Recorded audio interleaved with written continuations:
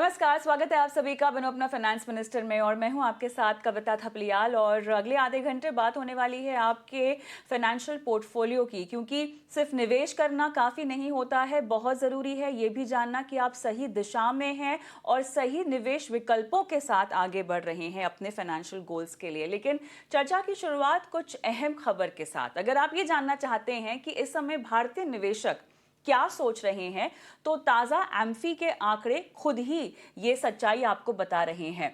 निवेशक जो है सोच रहा है कि इक्विटी और सोना दोनों मेरे पोर्टफोलियो में होना चाहिए, क्योंकि इक्विटी म्यूचुअल फंड में नेट निवेश यहां पर घटा है, 24,028 करोड़ पर आ गया है। लेकिन इसी दौरान गोल्ड ईटीएफ में अगर पैसे डालने की बात करें, 24,040 करोड़ का आंकड़ा आया है निवेश का। ये लगभग बराबरी का आंकड़ा है।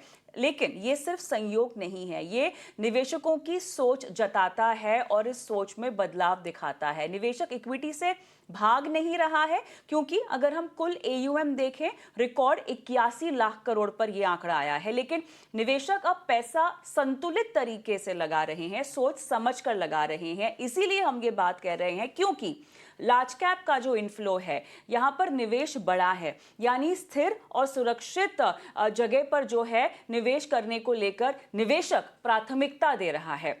मिड और स्मॉल कैप की बात करें, यहां पर निवेश थोड़ा सा घटा है, जो कि ये दिखाता है कि जोखिम से थोड़ी सी दूरी बनाने की कोशिश यहां की जा रही है निवेशकों की तरफ से। लिक्विड फंड में बड़ा निवेश आया है, पैसा फिलहाल पार्क किया जा रहा है।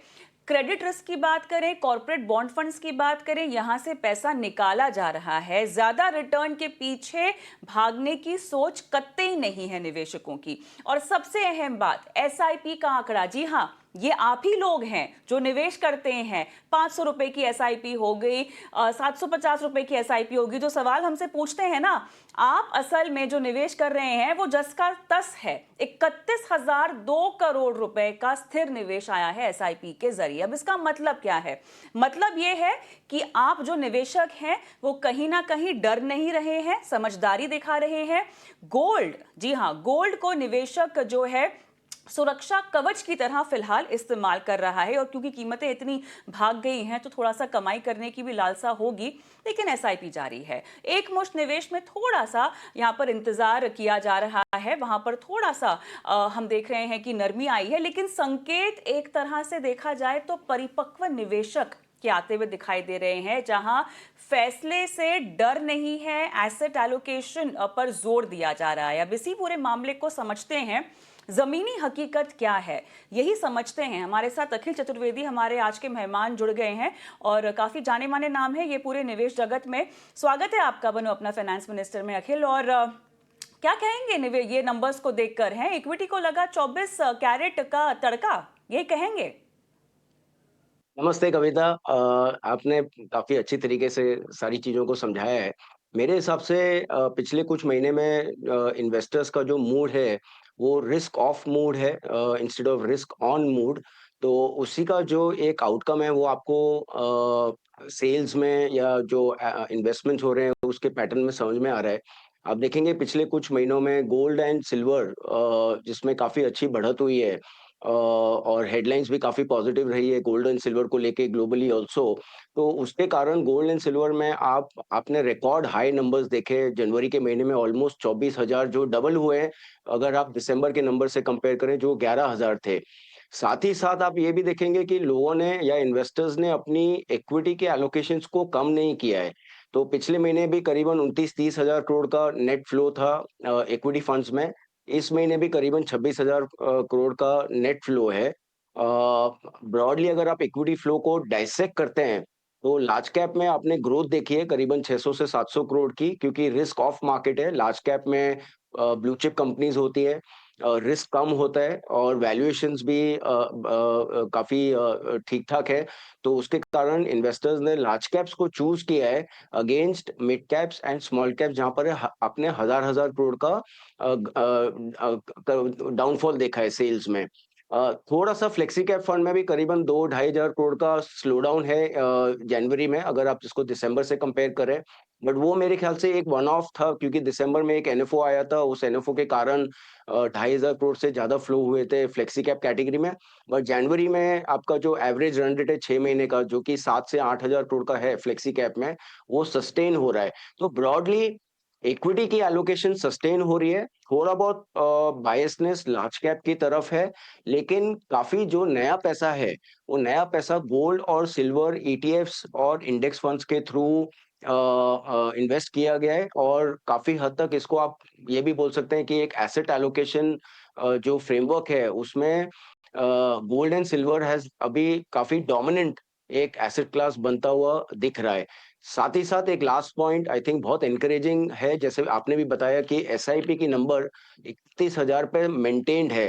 तो डिस्पाइट कि जनवरी में मार्केट्स खराब थे, काफ़ी करेक्शंस हुए थे, न्यूज़ आइटम भी काफ़ी नेगेटिव थी इक्विटी को लेके, फॉरेन इंस्टीट्यूशनल इन्वेस्टर्स ने काफ़ी सेलिंग की थी, सब चीज़ खराब ही दिख रही थी।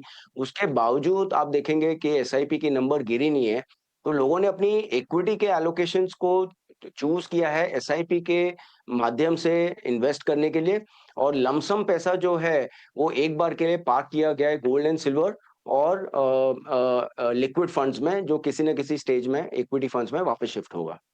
बिल्कुल। एक चीज़ लेकिन हमें समझना है, क्योंकि अखिल, आपने तो बहुत सारे सावन देख लिए होंगे, है ना? अब इस पूरे क्षेत्र में आप बहुत समय से हैं। समझना मुझे ये है कि एसआईपी की जब कवायद शुरू हुई थी, क्या आपने कभी सोचा था कि एसआईपी का नंबर यहाँ तक पहुँचेगा? क्या आपने कभी सोचा था कि सोने को, जहाँ पे हम एक सेफ हैवन इन्वेस्टमेंट समझते हैं, सुरक्षित निवेश समझते हैं, हेड अगेंस्ट इन्फ्लेशन समझते हैं, वो पोर्टफोलियो में मेन स्पॉटलाइट जगह ले लेगा? कभी नहीं सोचा था कि ऐसे नंबर भी देखने को मिलेंगे। मैंने तो एसआईपी, मैं 26 साल से इंडस्ट्री में हूँ, तो एक ज़माना था जब एसआईपी के नंबर 500, 1000, 2000 करोड़ होते थे, और आप देखिए पिछले 5 साल में डबल से ज़्यादा हो गए एसआईपी।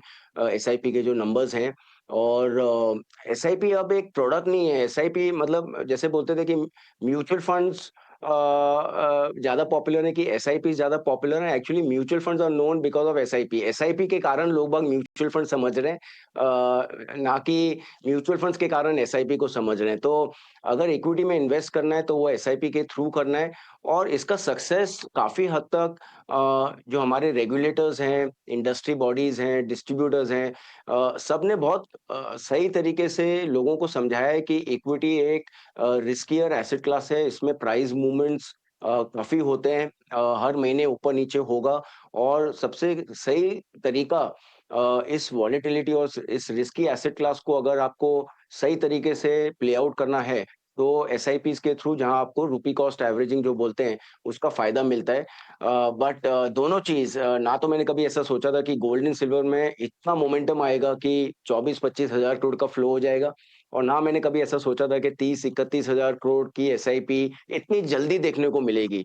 जिस तरीके से ये चल रहा है, आई थिंक ये नंबर्स बहुत आगे जाएँगे, और बहुत बहुत ज़्यादा बड़े होंगे कि अगले कुछ सालों में, बिल्कुल, बिल्कुल। एट लीस्ट देखिए, एसआईपी के।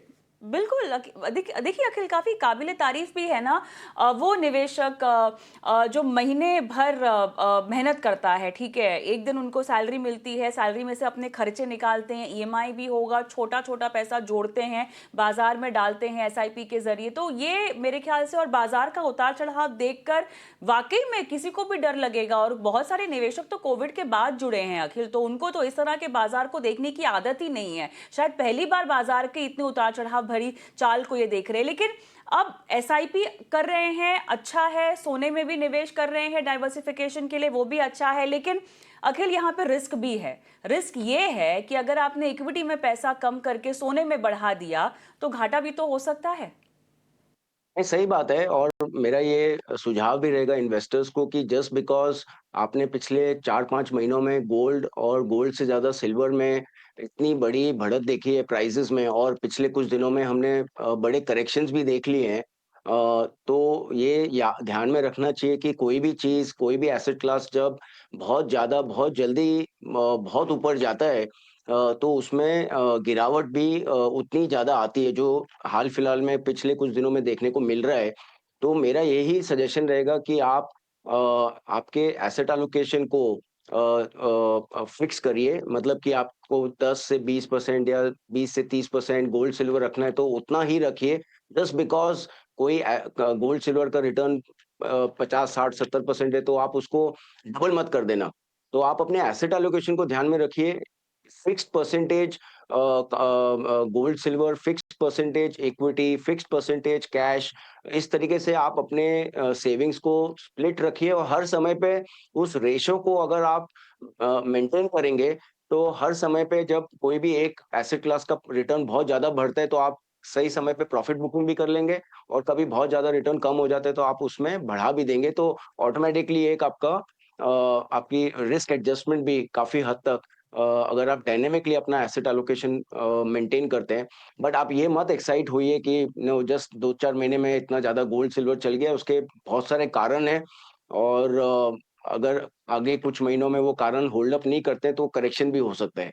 तो एसेट एलोकेशन पे ध्यान दीजिए रिटर्न्स पे ज़्यादा फोकस मत करिए, रिटर्न्स लंबे समय में सारी चीज़ें बना के देती हैं। जाते-जाते मैं चाहती हूँ कि आप दर्शकों से सीधे बात करें और उन्हें आप एक ऐसा गुरु मंत्र दें जो कि सदाबहार है। अब वो एसेट एलोकेशन सही पकड़ के चलना, डाइवर्सिफिकेशन, ये सब एक्सपर्ट से वो सुनते आए हैं, लगातार रोज सुनते हैं। आप कुछ नया दीजिएगा। नहीं तो लेकिन क्या होता है कि चीज़ें सेम ही रहती हैं और मैं यही बिल्कुल, एडवाइस करूँगा हाँ। कि आज आज आज का समय बहुत कॉम्प्लेक्स है। सबको पता है कि दुनिया में बहुत सारी चीज़ें हो रही हैं, जियोपॉलिटिक्स है, जियो इकोनॉमिक्स है। बहुत सारी चीज़ें ऐसी चल रही हैं जिससे कभी-कभी हम कन्फ्यूज़ हो सकते हैं कि कहाँ इन्वेस्ट करना चाहिए, कहाँ से निकलना चाहिए। मेरे ख़्याल से इंडिया एक स्वीट स्पॉट में है। काफ़ी स्टेबिलिटी है इंडियन मैक्रोज़ में इंडिया की अर्निंग स्टोरी में वैल्यूएशंस भी पिछले 1 महीने में आप देखेंगे इंडियन मार्केट्स के काफ़ी करेक्ट हुए हैं। और जिस तरीके से रिफॉर्म्स देखने को मिल रहे हैं, मेरे ख़्याल से इंडिया एक स्ट्रक्चरली लॉन्ग टर्म स्टोरी है और उसमें आप इन्वेस्ट करिए। साल 2 साल कभी रिटर्न्स खराब हो जाते हैं, वो तो उसको ध्यान में रखते हुए आप अपनी इन्वेस्टमेंट्स के उससे भटकना मत। आप अपने इन्वेस्टमेंट्स को बेचना मत, इसको पकड़ के रखना। हो सके तो आप ऐसे समय में और ऐड करिए और एसेट एलोकेशन जो आप देखने को मिल रहा है कि भई सिर्फ़ इक्विटी नहीं होता है इन्वेस्टमेंट जब आप करते हैं, इक्विटी में भी करिए थोड़ा बहुत सोने में भी करिए, थोड़ा बहुत चाँदी में भी करिए, थोड़ा बहुत डेट में भी करिए। तो आपके वो जो एक इंग्लिश में कहावत है कि spread your eggs in multiple basket. आप अपना पोर्टफोलियो को डाइवर्सिफाइड बनाइए और लॉन्ग टर्म गोल्स पे ध्यान दीजिए। ना कि पिछले 1 साल में कौन से एसेट क्लास में कितना रिटर्न बनाएँ। उससे आपकी जो जर्नी है वो थोड़ी-सी इधर-उधर हो जाएगी। जो आपने ओरिजिनल प्लान बनाया, ओरिजिनल प्लान पे स्टिक करिए। बहुत बड़ी अपॉर्च्युनिटी है और जैसे कि हम लोग बोलते हैं कि बाय राइट सिट टाइट तो बस यही है मेरे हिसाब से। एब्सोल्युटली। चलिए शुक्रिया आपका, आपने समय दिया, इतनी आसान भाषा में निवेश को लेकर बातचीत की, एम्फी नंबर्स को भी डिकोड किया दर्शकों के लिए। शुक्रिया अखिल जुड़ने के लिए हमारे साथ। शुक्रिया, शुक्रिया कविता। Thank you. चलिए इसी के साथ वक्त है छोटे से ब्रेक का, जल्द लौटते हैं और उसके बाद आपकी लाइफ फाइनेंशियल प्लानिंग का सेशन शुरू करेंगे। बने रहें।